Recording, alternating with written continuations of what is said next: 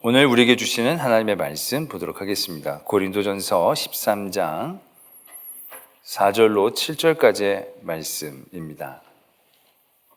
제가 가지고 있는 신약성경 279면에 있는 고린도전서 13장 4절로 7절까지의 말씀, 제가 고린도전서 13장 4절로부터의 말씀 봉독드리겠습니다. 사랑은 오래 참고, 사랑은 온유하며 시기하지 아니하며, 사랑은 자랑하지 아니하며 교만하지 아니하며, 무례히 행하지 아니하며 자기의 유익을 구하지 아니하며, 성내지 아니하며 악한 것을 생각하지 아니하며, 불의를 기뻐하지 아니하며 진리와 함께 기뻐하고, 모든 것을 참으며 모든 것을 믿으며 모든 것을 바라며 모든 것을 견디느니라. 아멘. 하나님의 말씀입니다. 지난주에 한 교구를 담당하시는 목사님이 저에게 그런 말씀을 하셨습니다. 한 교인에게 전화를 했는데 요즘 잘 보이지를 않습니다 라고 했더니 목사님 저 교회 매주 잘 나가고 있습니다. 그래서 이제 목사님이 그럼 저희들 우리 교구 목사님들 로비에서 이제 인사를 하시는데 저에게 인사라도 하고 가시면 참 좋을 뻔했습니다 라고 했더니 그분이 겁나서 인사를 못해요. 제가 목사님 인사하고 나면 사람들이 다 뭐라 그러고 막 그래요. 그래서 그냥 가요 라고 얘기를 했다라는 것이죠. 그 목사님이 좀 놀래서 저에게 그런 말씀을 하시는 겁니다.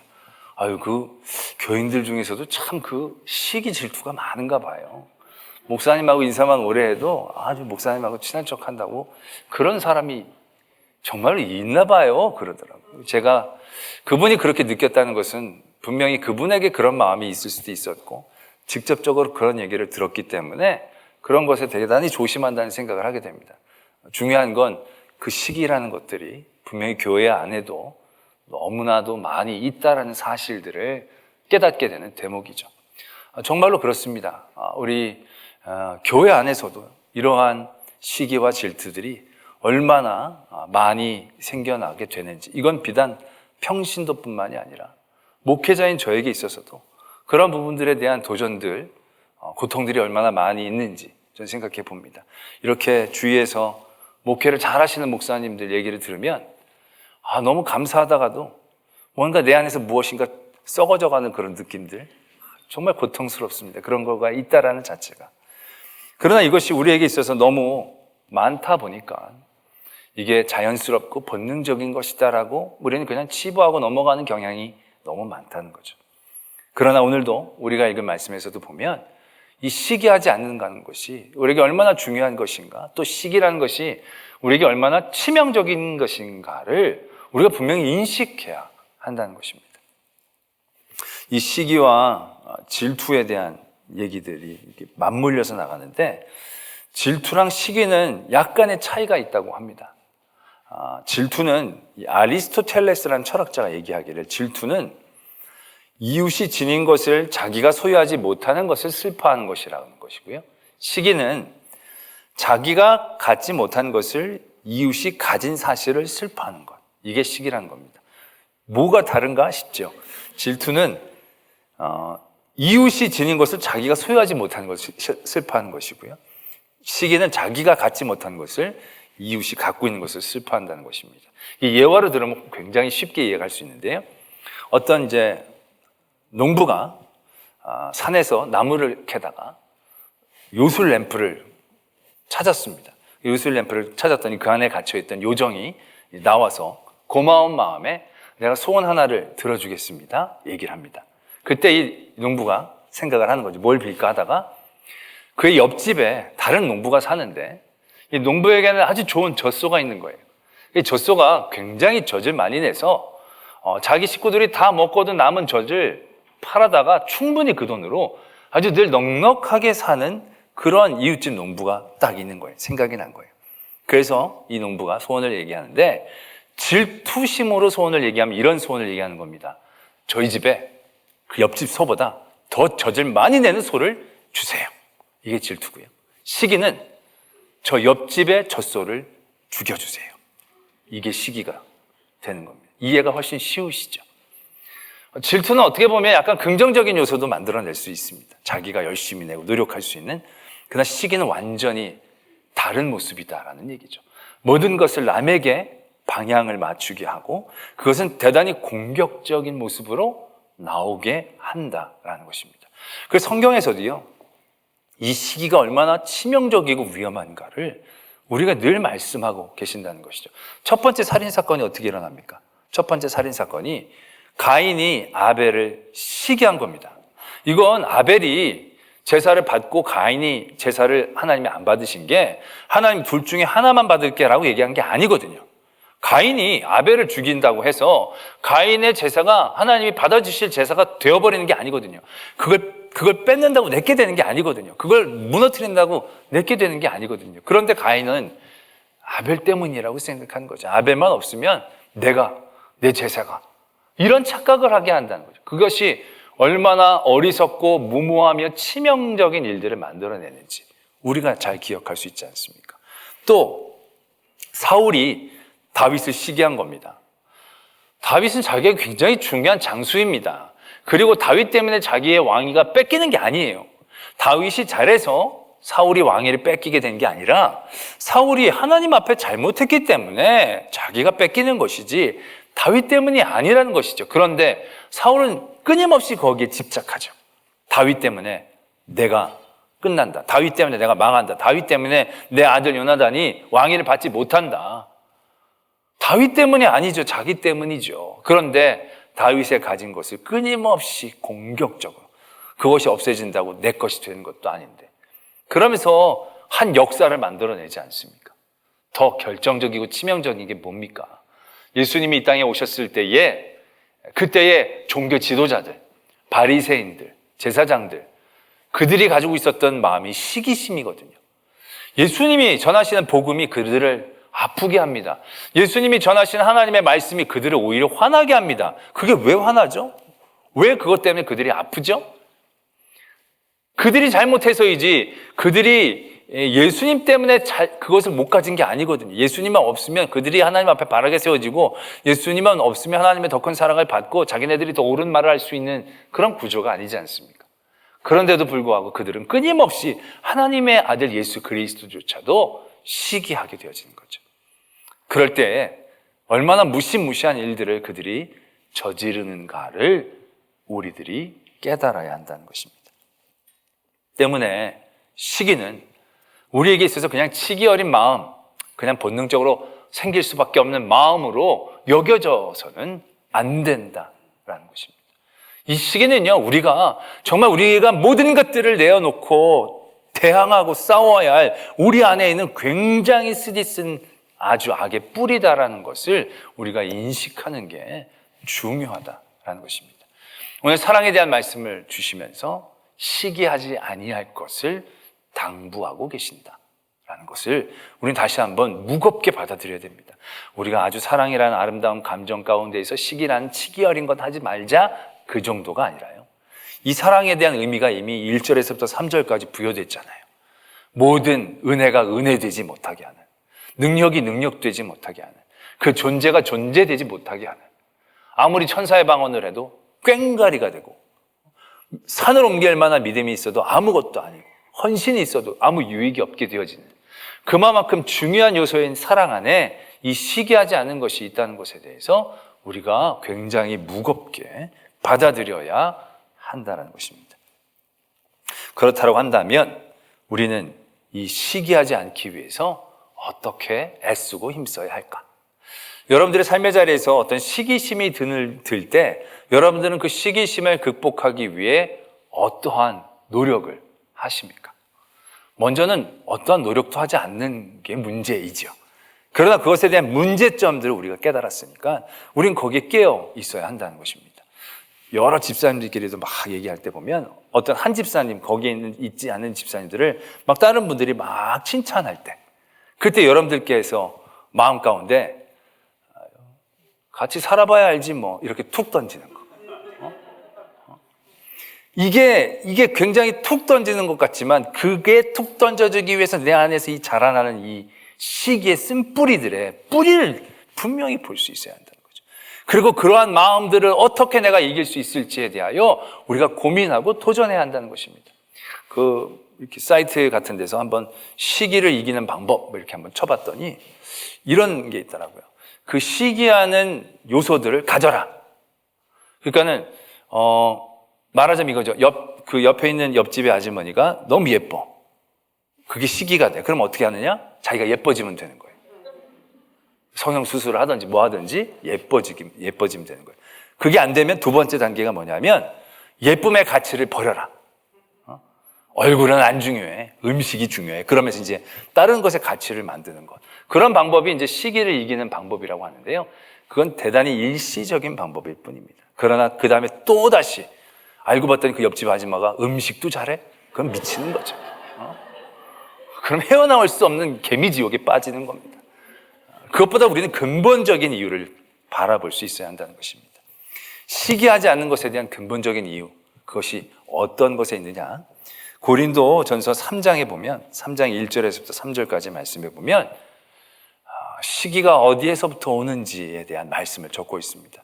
이게 지금 이 사랑장이 우리들에게 전하여지기 전까지 이 고린도 교회의 여러 가지 문제들, 이 문제들에 대한 얘기들이 쭉 이제 이전에 거론되어져 왔거든요. 그러니까 그런 문제의 뿌리에서부터 우리는 이 사랑장이 또 이해되어져야 하는 것이거든요.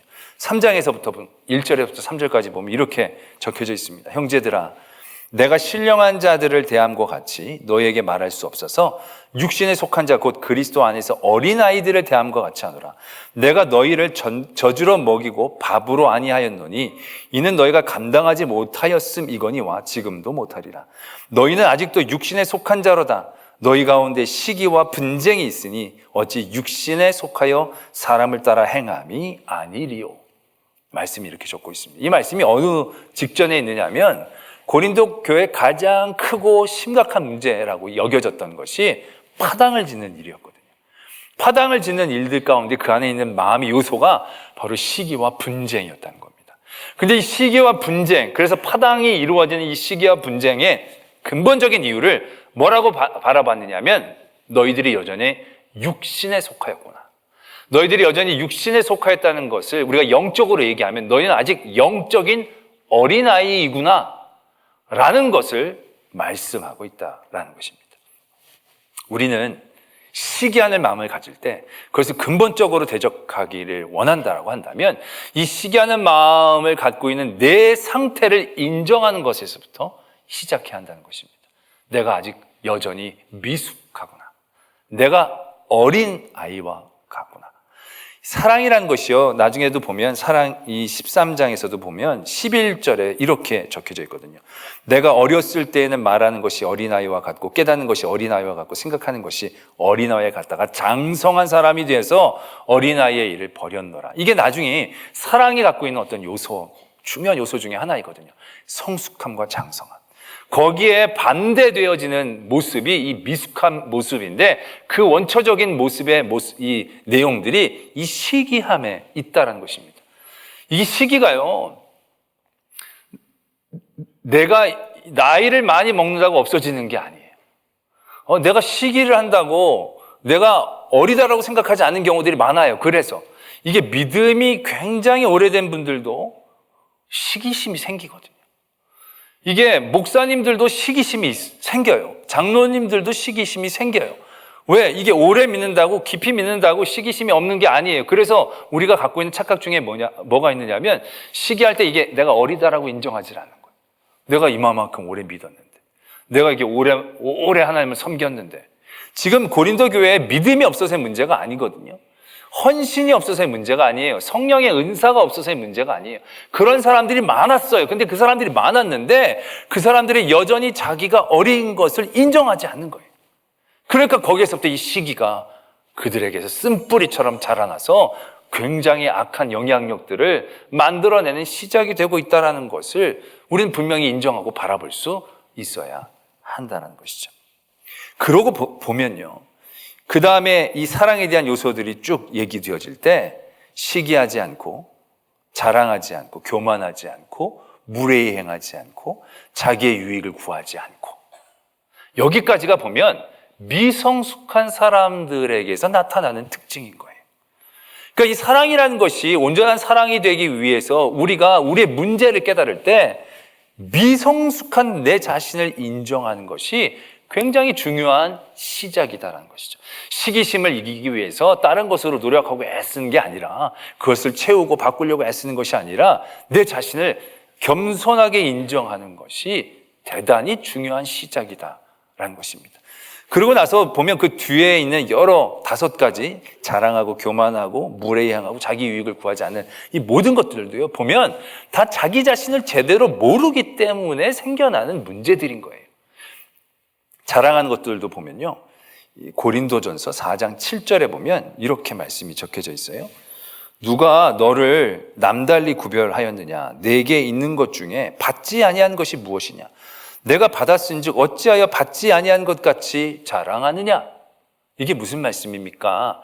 자랑하는 것은 자기 자신을 지금 전혀 모르고 하는 굉장히 치기 어린 행동이라는 거예요.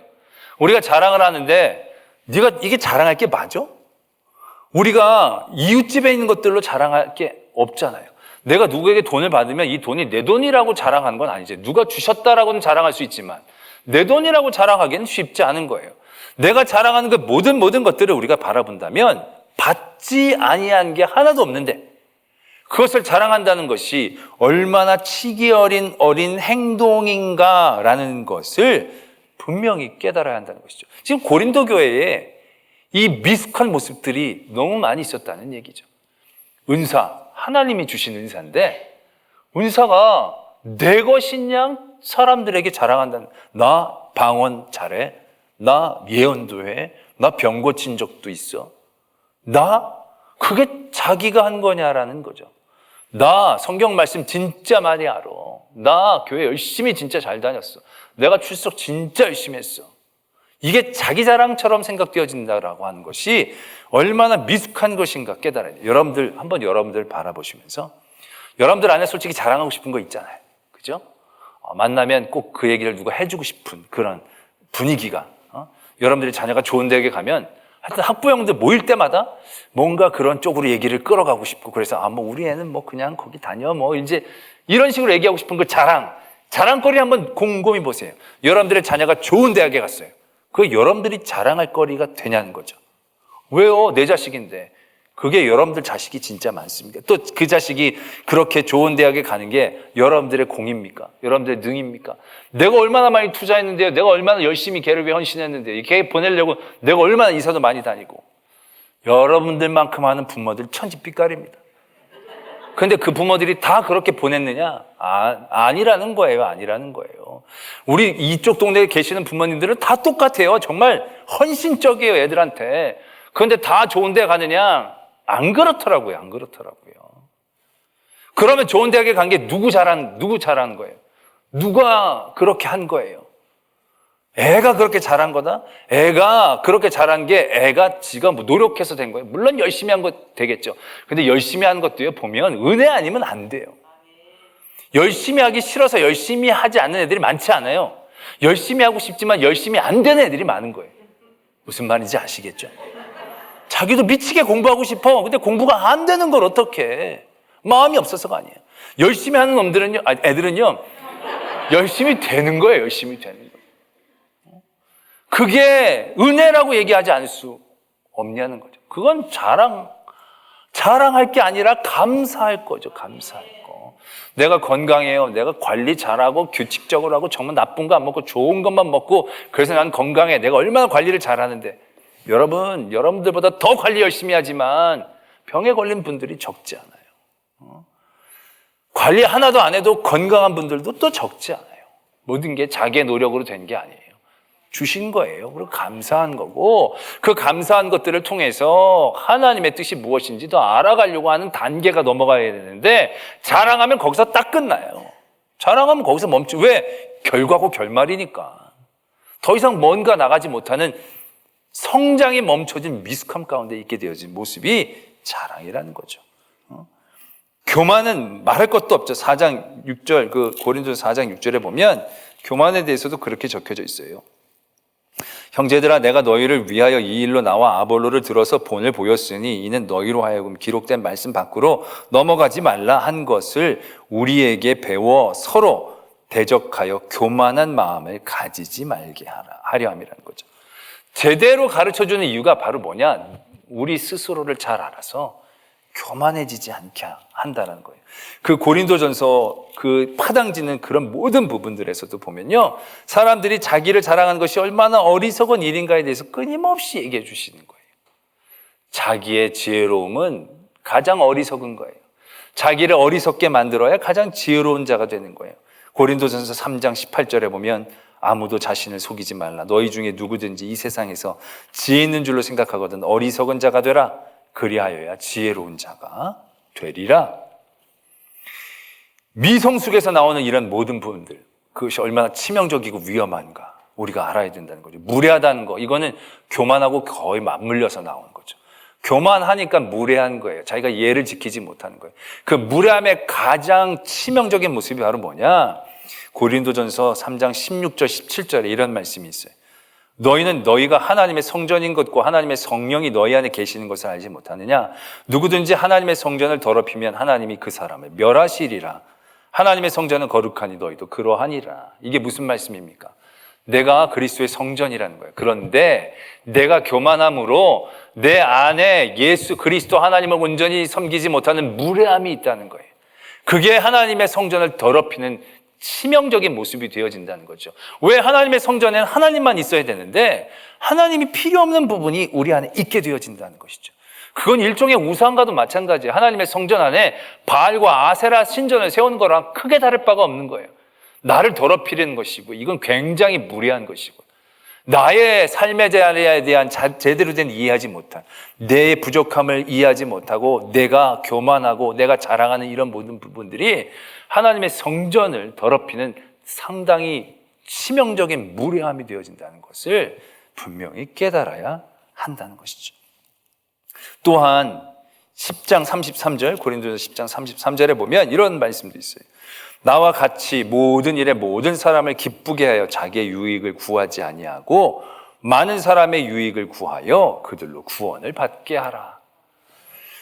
자기의 유익을 구하는 것이 얼마나 치기 어리고 어린 행동인가를 우리에게 다시 한번 얘기해 주시는 거예요. 이 말씀은 어떤 말씀의 배경으로 나오냐면 우상 숭배하는 재물을 먹는 그 얘기를 하고 있는 거예요.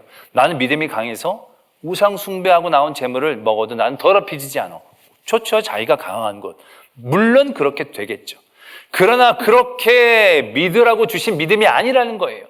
그 믿음은 내 유익만을 위한 게 아니고 내가 먹고 싶은 거 먹었는데 뭐 아무렇지도 않은데 뭐 이게 아니라 내가 먹는 것 보고 다른 사람들이 시험에 들 수도 있겠구나 라는 것까지 생각하기 위해서 그런 강한 믿음을 주신 거거든요. 그러니까 내 유익이 아니라 다른 사람이 잘 되는 것들을 생각하는 것이 성숙이고 믿음의 성장이고 온전함인 거예요. 그런데 그게 아니라 내가 먹고 내가 뭐 영향을 안 받는데 난 괜찮은데 뭐 라고 얘기하는 것이 얼마나 치기 어린 행동이고 위험한 행동인가를 고린도 교회의 모든 모습을 통하여 우리에게 얘기하고 계신다라는 것입니다. 이게 없으면요 아무리 좋은 것도요 좋은 게 아니 되어진다라는 것입니다.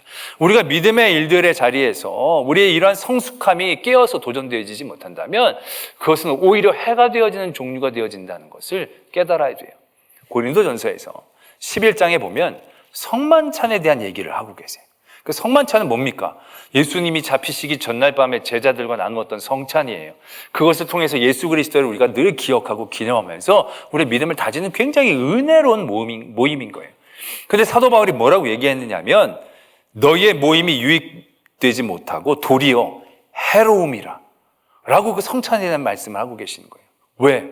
성찬을 하는데 이 사람들이 그 안에서 서로 파당을 지는 거예요. 내 사람 더 많이 먹이고 저 사람 못 먹게 하려고 하고 또 그 성찬을 하는데 자기의 유익함을 구해서 자기가 배부른 대로 먹어서 나중에는 사람들이 먹지 못할 수도 있게. 그러니까 그 안에 내가 성찬으로 내가 나누는데 뭐 내가 이것들을 내 좋아하는 사람 챙겨주는데 라고 생각할 수 있지만 그러한 마음들, 그 미숙한 마음들이 그 안에 있을 때 그 거룩한 성찬도 해로움이 되는 믿음의 모습이 되어진다는 것을 분명히 우리에게 경고하고 계신다 라는 것입니다. 우리가 몇십 년을 믿고 수없이 많이 봉사하고 섬겨도 내 안에 이러한 마음이 있다면 나는 여전히 육신에 속한 자예요. 여전히 어린아이와 같은 사람일 뿐이에요. 어린아이 같은 순수함이 아니라 온전히 알지 못하는, 흐릿하게 알 수밖에 없는, 그래서 하나님의 뜻을 종국에는 깨닫지도 못하고 자기 좋은 대로 믿음의 생활을 살아갈 수밖에 없는 그런 위험한 신앙인의 모습을 가진 사람, 그 정도밖에 되지 않을 수 있다라는 것입니다.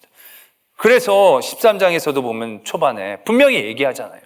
천사의 말을, 사람의 방언을 해도 울리는 꽹과리가 되어지고 산을 옮길 믿음이 있어서 아무 것이 아닌 것이 되는 거고, 내가 헌신하고 희생해도 자기 좋은 일밖에 안 되는 거죠. 자기 만족적인 일밖에 되어지지 않고 그것이 정말로 하나님의 일들 가운데 유익이 되어지는 일들이 되지 못하는 일들이 벌어질 수 있다라는 것입니다. 무엇이 있다면?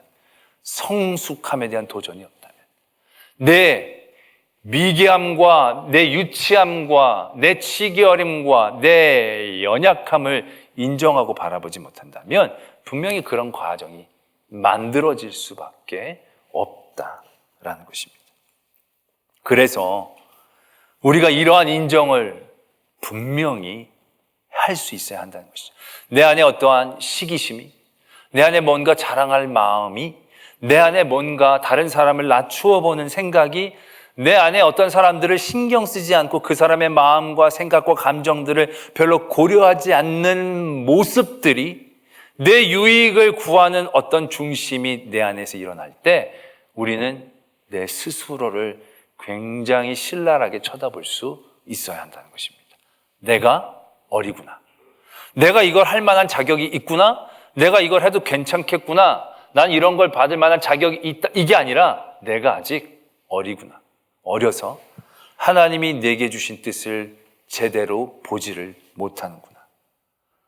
그 스스로에 대한 인정과 자기 반성이 분명히 필요하다라는 것이죠. 그래서도 아까 3장 18절에서부터 보면 자기를 속이지 말아라, 이렇게 말씀이 분명히 경고를 하고 있지 않습니까? 내가 다 큰 사람이냐, 내가 믿음이 되게 성숙한 사람인 것처럼, 내가 굉장히 믿음으로 하나님 앞에 인정을 받는 사람인 것처럼 스스로를 속이지 말라라는 것입니다. 오래 다녔다고 어른이 되는 게 아닙니다. 여러분 60년, 70년 살면 다 어른이 됩니까? 우리가 40이 되면 우리 그렇게 표현하는 얘기로 지천명이라고 그러지 않습니까? 40이 되면 지천명이라고 다 알게 되어진다고. 말도 안 되는 얘기 아닙니까? 40이 되면 저절로 될 줄 알았는데 40, 애어른이 얼마나 많은지 몰라요. 60이 돼도 철들지 않은 사람들이 얼마나 많이 있는지 몰라요. 오래 산다고 다 어른이 되는 게 아니더라고요. 주름살 많다고 다 어른이 아니더라고요. 흰머리 난다고 다 어른이 아니더라고요. 정말 어른은 자기 자신을 바라볼 수 있는 사람인 것이거든요. 믿음도 마찬가지인 겁니다. 자기 자신을 굉장히 분명하게 바라보고 부딪혀야 한다는 것이죠.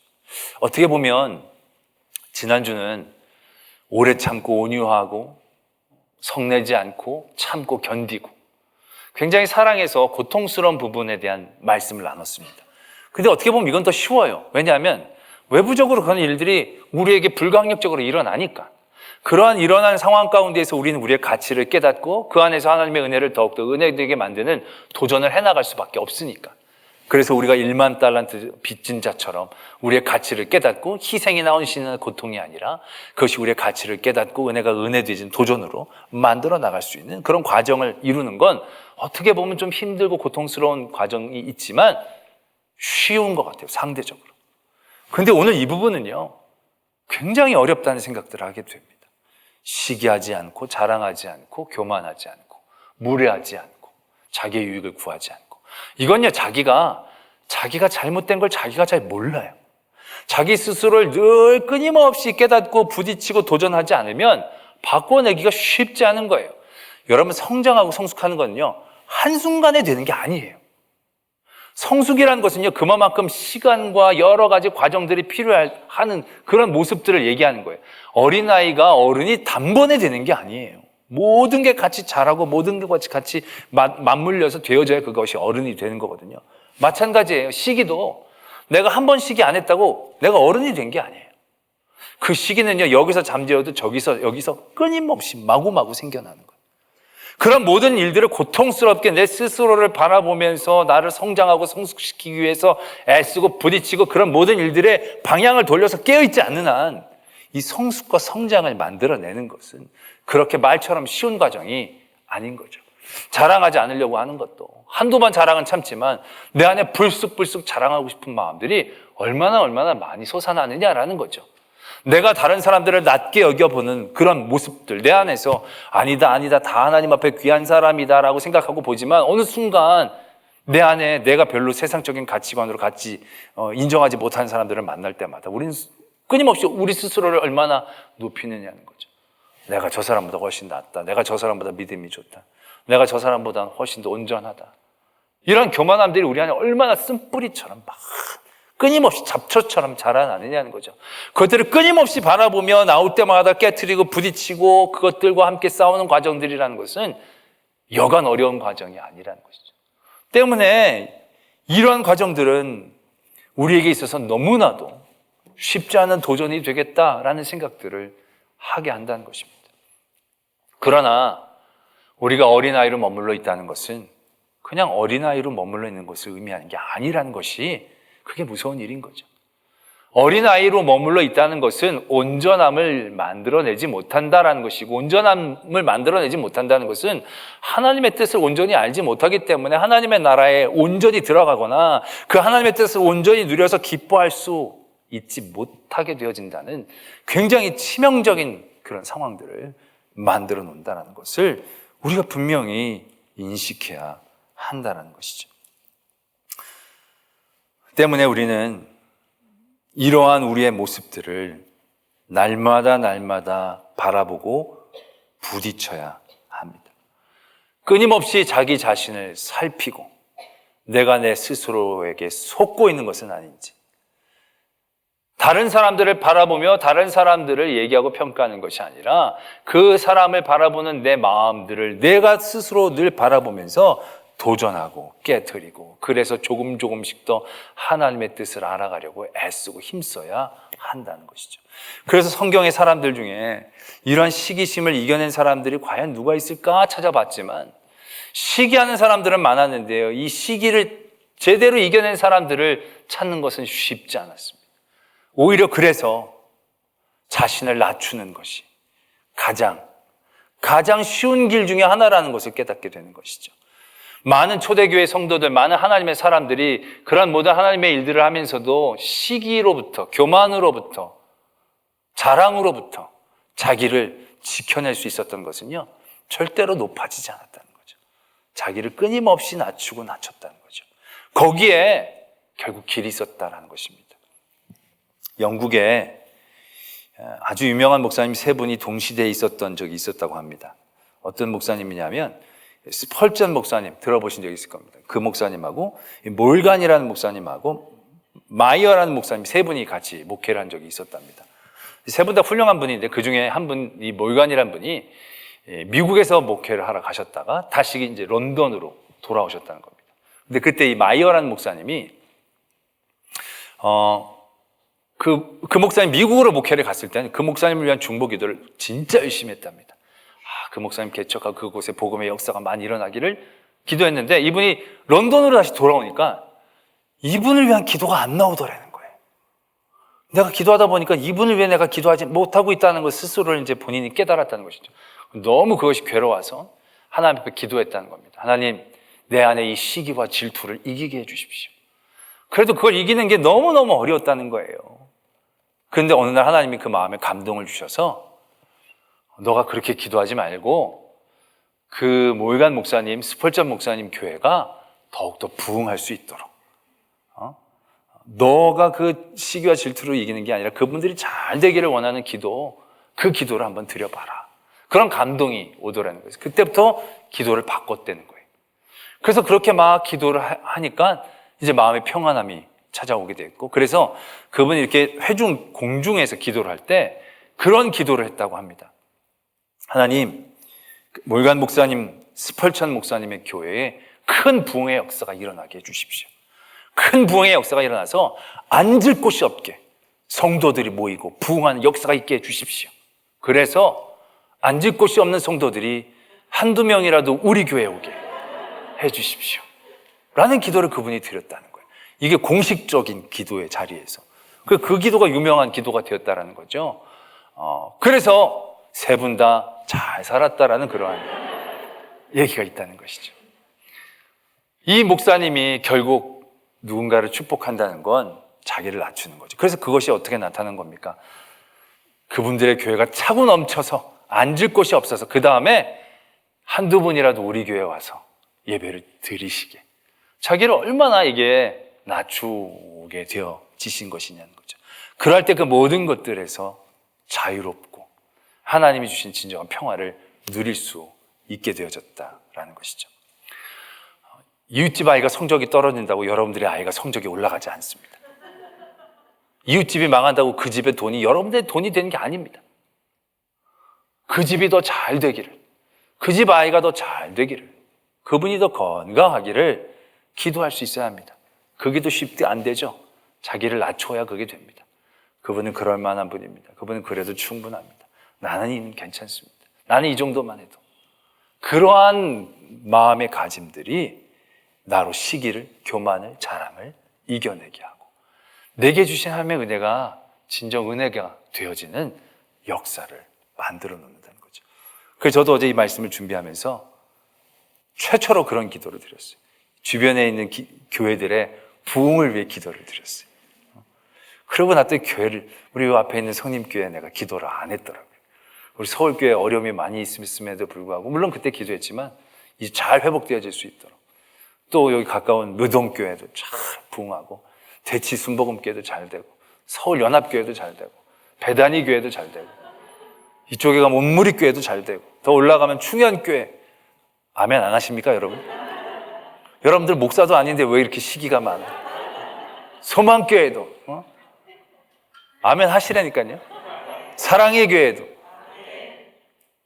온누리교회도, 모든 교회가 차고 넘쳐서 자리가 없어서 남는 분들이 우리 교회에 오실 수 있도록 그러한 역사가, 그러한 사랑의 역사가 저로부터, 여러분들로부터 시작되어지기를 원합니다. 사랑은 성숙입니다. 사랑은 성장입니다. 그러한 중심에 우리가 늘 깨어 내 스스로를 바라볼 수 있게 되기를 소망합니다. 우리 말씀을 생각하시면서 함께 기도하기를 원합니다. 오늘 기도할 때 아까 여러분들이 시기했던 분들을 위해 기도하기를 바랍니다. 그분들이 잘 되기를, 그분들이 더욱더 높아지기를, 그분들이 더 큰 하나님의 은혜 가운데 있기를, 그것이 우리에게 주신 하나님의 은혜가 은혜되는 길이고 우리의 사랑이 온전해지는 길이 되어질 것입니다. 여러분들의 가족 중에 시기했던 가족들을 위해 한없이 축복해 주시길 바랍니다. 또 우리 이웃에 있는 모든 교회들이 큰 부흥의 역사가 일어날 수 있도록 우리 함께 기도하도록 하겠습니다. 아버지 하나님, 함께 하시고 지키시고 인도하여 주시옵소서. 역사 주관하여 주시옵소서. 하나님 앞에 더욱더 큰 은혜를 누리기를 원합니다. 아버지 하나님 주신 은혜가 은혜될 수 있도록 그들을 축복하고 사랑할 수 있는 저희들 되게 하여 주시옵소서. 하나님 인도하여 주시옵소서.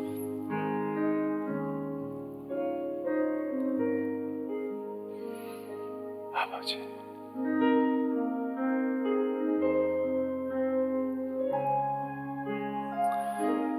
사랑의 하나님 아버지, 우리 안에 있는 시기와 자랑과 교만과 무례함과 이기적인 쓴뿌리들을 바라보게 하시고 그 모든 자리에서 내가 얼마나 어리석었던가 어리었던가 인정하게 하여 주실 때에 우리가 내 자신을 하나님 앞에 내어놓고 무릎 꿇게 하시고 온전히 하나님만의 간절함으로 나아가게 하실 때에 하나님, 우리 안에 하나님의 부요하심이, 지혜가, 능력이 함께하여 주실 줄 믿습니다.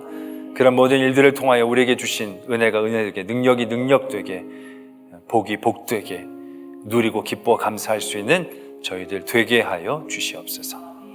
믿사오며 예수 그리스도의 이름으로 기도드립니다. 아멘.